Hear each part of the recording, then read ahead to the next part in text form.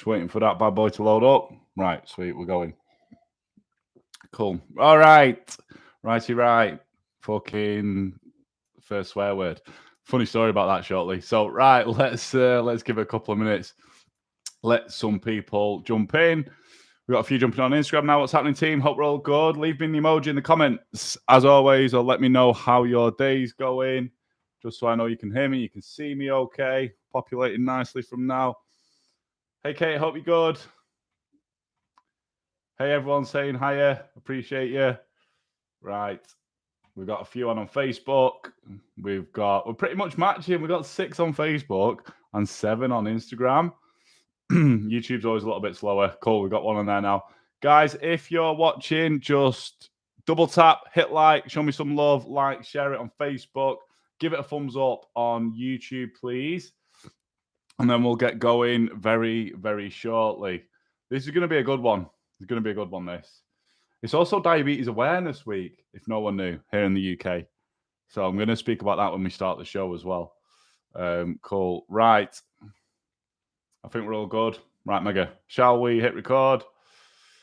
3, 2, 1. Yes, gang. Welcome to another episode of the Type 1 Movement podcast. And in today's episode, I'm going to be speaking about things that can impact your blood glucose levels. Well, are, because I'm Type 1 just like yourself, as you know, our blood glucose levels that no one really fucking tells us about, right? So a few gems in here. But first, please leave me a rating and review on the podcast app, as it really does help me reach more Type 1 diabetics and positively impact our community. Also, whatever device or platform you're listening to this bad boy on, please give it a screenshot, share it on your Instagram stories, on Facebook, tag me at Type1 _ Tom on Instagram, and Tom Allison on Facebook, just so I know and I can reach out and I can say thank you. So it is currently Diabetes Awareness Week here in the UK. And this is basically this Diabetes Awareness Month, which I think is global, like in November, but this is the week here in the UK. And I'm super excited for this weekend because where I live is very close to Manchester. So you guys, this is an invite to you guys as well. And what's happening on Saturday is JDRF, Juvenile Diabetes, so Research Federation. I'm quite friendly with one of the organisers, a woman there who works there. I've done a few things for them before. And she asked me to go down to Salford in Manchester on Saturday and kind of speak to, they're doing a big walk, like a big walk around, they're not showing the distance, but kind of speak to the parents, the kids, and warm them up before they do this walk. And this is on Saturday. So I'm a little bit nervous, but I'm super, super excited as well. I know a few things that I'm going to say, just try and drive some motivation and inspiration to these and the young ones. Obviously, I'm going to have to hold back with the fucking language because we know we love a swear word, but I will do my best because there's going to be kids there, so I'll have to hold that back. But yeah, basically, I feel super privileged to be able to do that. They've actually got, I think it's for one in London, is they've got Mr. Motivator doing what I'm going to be doing in Manchester. I was like, look, I can't promise I'm going to wear what Mr. Motivator wears, but I'll definitely be there to do it. So I'm super excited for that. That is if you're local to Manchester. It's Salford Keys. It's on Saturday. It's like a walk. I think it's a walk and a run. But yeah, like get yourself down if you're around Manchester there. So I'm super, super excited for that. So, right. Anyway, let's get into this episode now. So, the reason that I wanted to do this episode is because last week I did a free training in my free Facebook community group. You want in on that? Just DM me free group and I'll get you in if you're on Facebook. And we had some questions at the end. And one of them was about caffeine and how it can impact blood glucose levels. So it kind of comes to my attention that not a lot of things are spoken about. We know that carbs impact glucose levels, but if you're anything like me, yeah, and type me in the comments if you're watching this on the live if this was you. When I was diagnosed, I was basically told that this is diabetes, it's type 1, this is what it does. Here's a finger prick, here's some insulin pens, go away, see you in a bit, mate. It was kind of like that, and I think that's quite a common thing. Little did I know all the things that will actually impact my blood glucose levels. I didn't have a fucking clue. And I think there's still some people that have had it years, but are still not aware of certain things and how they will impact blood glucose levels. So I thought, hey, we had that one thing on a live training about caffeine, but why don't I just do a full podcast episode on it? Yeah. And I've got a few funny stories to come in with this as well. So, right. With these, I'm going to say, because I'm not going to say to you, it's going to cause you to go high, it's going to cause you to go low, because you always get some smart arse saying, well, that doesn't cause me to go high, it causes me to go low. Look, that's why I've put it will impact, probably will impact your blood glucose levels. Yeah. Type 1 diabetes is a very personal condition. What could spike me may make you drop low. Yeah. So it is very different. But I'm going to tell you at the end the best way to test these things to see if they impact your blood glucose levels. So I'm going to go through the list. And if I deal with them, I'm going to tell you how they impact me personally, my blood glucose levels, and how I actually deal with them. The first one is caffeine. Under this comes energy drinks. I'm actually sat here. I've just had a 0 sugar Monster as well. Caffeine and these energy drinks, because there's caffeine in it, cause a slight spike in my blood glucose levels. They cause a slight spike. I normally have them after a meal, so I've got some active insulin on board, unless it's my morning coffee. So I do bolus for caffeine because it causes me to spike. Yeah, that's the first one that you should be aware of. As I mentioned, that was the whole sort of inspiration and promotion behind starting this. So the first one is caffeine. The next one is certain medications. Now, for me, I have hypothyroidism. I have an underactive thyroid. I take thyroxine. I take it in the morning, which when you should be taking it. These, like basically, it's your thyroxine tablets. These cause a very slight spike in my blood glucose levels. That's a certain medication. It can be known with like cocodamol, paracetamol, ibuprofen. I've heard this from other type 1s before. So something to be aware of is if you're taking certain medications or you've got other health conditions that need a certain medication, like myself, these may have a tendency to impact your blood glucose levels as well. So that's another thing. So we've got caffeine, we've got certain medications. This is the shit that they don't fucking tell you when you're diagnosed. They don't make you aware. It's kind of like, go away, swim in the ocean, figure this shit out by yourself, right? The next one, this is a big one. Please take note of this. This is lack of sleep. Lack of sleep will probably impact your blood glucose levels. Actually, I can put fucking money on it. If you are tired, this links in something I'm going to cover in a second. If you are tired, you're sleep deprived, your body is in a very, very stressed reactive state, right? That will impede and have an impact on your blood glucose levels because you're under stress, yeah? So that's another reason why you should be fucking focusing on getting enough sleep as a type 1 diabetic. Yeah, there's major benefits to sleep, but lack of sleep, if you're super fucking tired as well, that's another thing. Yeah, lack of sleep. The other thing that can impact it is sort of alcohol and being hungover. I did a reel about this. I've done a full podcast about this, yeah. But alcohol, and especially the day after, if you've drunk quite a lot when you're hungover, I'm going to tell you my personal experience. What happens with it is it makes me more insulin sensitive because my liver's focusing on processing the alcohol toxins the day after. It's not really kicking out glucose, which is one of your liver's jobs. As a type 1, our liver still functions properly, right? So that's how I've found with alcohol, especially the day after, it has a tendency for me to like hypos increase. Yeah. So the way that I deal with that is just I'm on a pump. I'll put like a decreased basal rate on. So alcohol and being hungover the day after can impact your blood glucose levels. Another one, a big one. And if you found this, I want another me in the comments on the live because I can guarantee you probably have if you're a type 1. Is stress and anxiety. Stress and anxiety will probably impact your blood glucose levels. Like I said, lack of sleep puts you in a stressed state. If you're highly stressed, if work's stressful, you have a fucking argument with your spouse or your mate or someone, test your blood glucose levels after. They're probably going to be either up or down. Yeah. Anxiety, excuse me, worry, all that sort of stuff causes a physiological response within your body, which can have a tendency to impact your blood glucose levels. Yeah.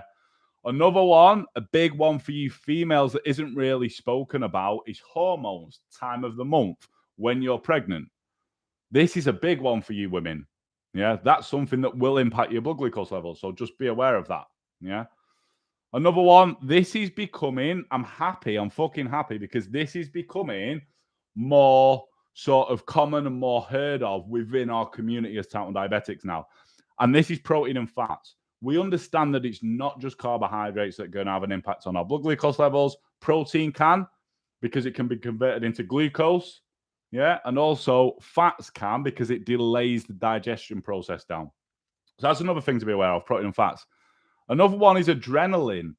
Adrenaline. So let's say you're at a fair. I don't really fucking like roller coasters. I've been on 2 in my 35 years of living because I do not like them. Yeah. But I'm going to give you that as an example. Let's say you go in on like a roller coaster, like, or anything that's going to cause an adrenaline spike, could be snowboarding, whatever it is, you're about to jump off something, whatever it is, that may impact your blood glucose levels. Adrenaline, your adrenaline's going. Yeah. A very dumbed down version of this is doing some sort of high intensity exercise, which causes an adrenaline spike. And in most type 1 diabetics, this is the case for myself, I get a spike in my blood glucose levels from that. And that's down to adrenaline as well, right? Another one is activity, exercise, walking, moving around, clean your fucking house, chasing after your dog, whatever. Activity, you probably know this. This is quite common, this one. But that will have a tendency to impact your blood glucose levels. Some it will cause a low, some it will cause a high. Excuse me. This is where it gets a bit personal, depending on yourself. You're just going to have to figure that one out, whether it causes you to go low or high, depending on the activity that you do. Yeah. Now, this is, I'll tell you, I always tell a story that when I was first diagnosed, then into sort of working out, going to the gym, it took me 2 months to actually step out my own way and go to the gym. But within those 2 months, I remember the first time I found out that doing any sort of activity impacted my blood glucose levels.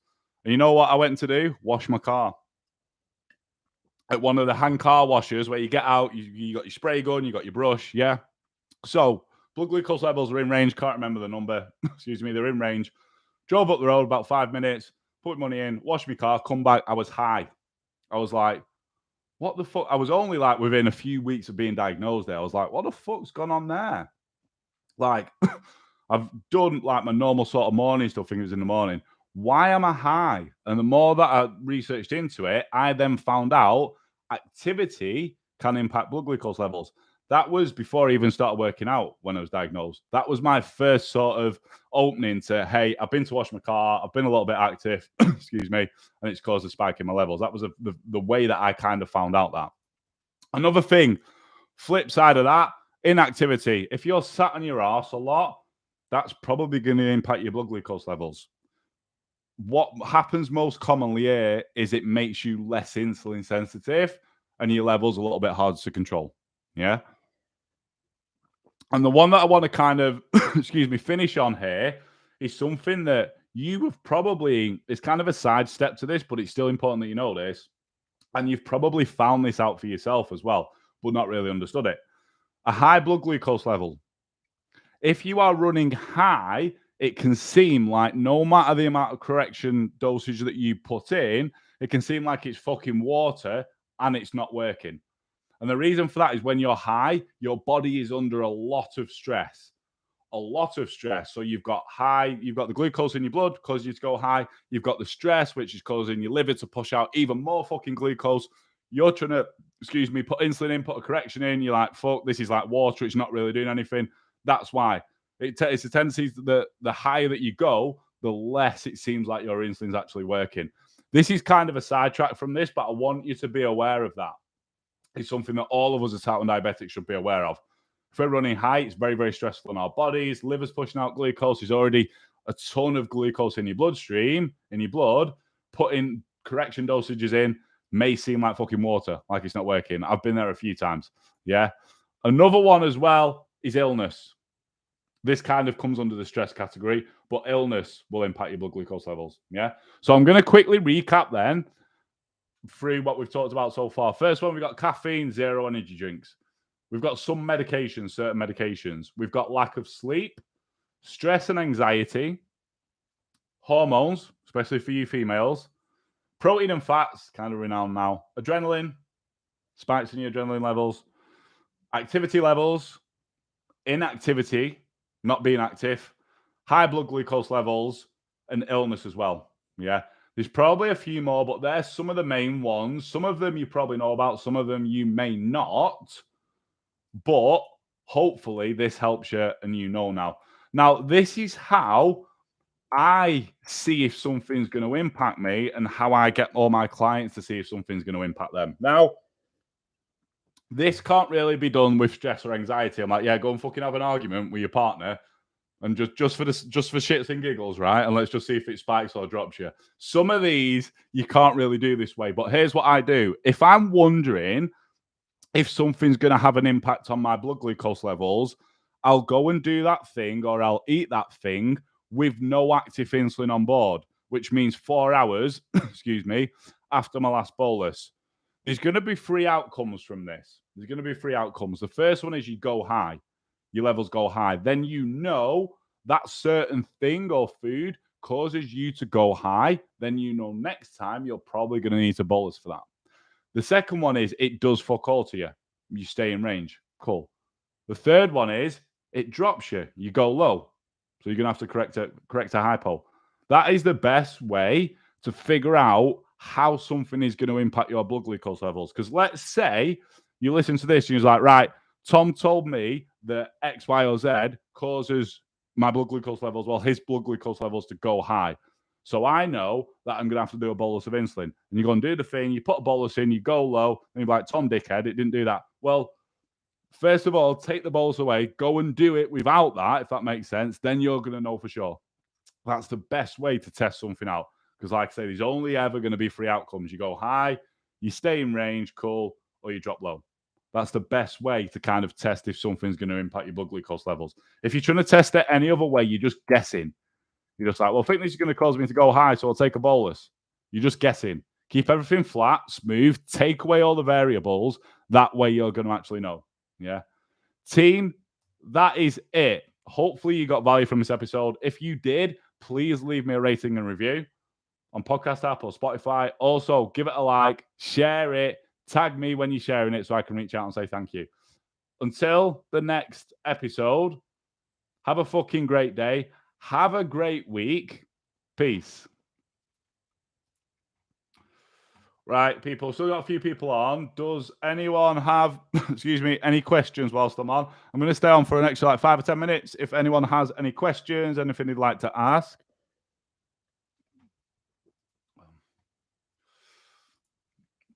I'll have a quick look through Facebook. We've got a few people tagging people. Thank you very much. Appreciate you. Danielle, leotards are a must. I'm going to go, should I go get like a fucking leotard for Saturday now? We got a few me's there. I knew a lot of you guys will be able to relate to that. Cool. Ellie, I have overactive thyroid. My medication, yes, spikes blood sugar levels, same as me.